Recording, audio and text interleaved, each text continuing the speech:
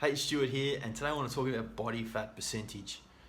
You might not know what your body fat percentage is, which is fine, but I just want to talk about it because it's an important thing to think about, particularly if you're a guy and a girl even. I mean, body fat percentage is a really important thing to sort of think about.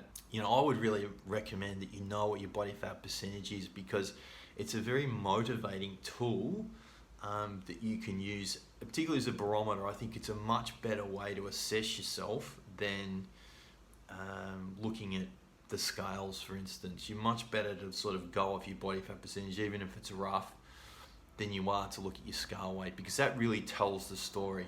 But what I want to firstly start by saying is, and this is a shock to a lot of people, particularly guys, I think, because most guys sort of are probably a lot heavier than they should be. That's my experience anyway. I think most guys would like to be a lot leaner. The medical definition for obesity is a body fat that's, for a male, over 25% body fat. So you're medically or clinically diagnosed as obese anything beyond 25% body fat. I think most people are shocked with that. For girls, it's about 32%. They're medically obese. But for guys, it's 25%. So most guys that I deal with are above 25%. Whether they know that, they've had the calipers done, or they've got on a DEXA scan or something, I'll leave that up to you. It's definitely something you want to know, and I'm going to tell you why it's important to know that. So your body fat percentage really, as a guy, I think it's a really strong health marker, because generally speaking, the lower your body fat and the more lean tissue you're holding in terms of muscle, the better your overall health will be. And it just means you're carrying a lot less of the nasty visceral fat, some cutaneous fat as well. But you're going to have a more optimized body, generally speaking, if your body fat levels are lower. As men, we are designed to have lower body fat. As you know, in terms of the male machine, ideally your body fat should be around 12%. So if you're currently well above that, it's definitely something you want to look at bringing down. So most guys are at a much higher body fat percentage than they should be.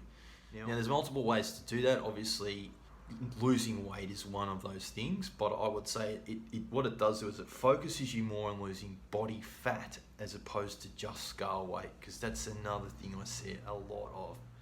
People just focus so much on scale weight, and what you're really trying to do when you're dropping body fat is hang on to the maximum amount of lean tissue you can, but get rid of the body fat around it. And that's a big part of your food choices will dictate a lot of that. Yes, it would be great to do some exercise as well, but it's not absolutely necessary to bring your body fat level down.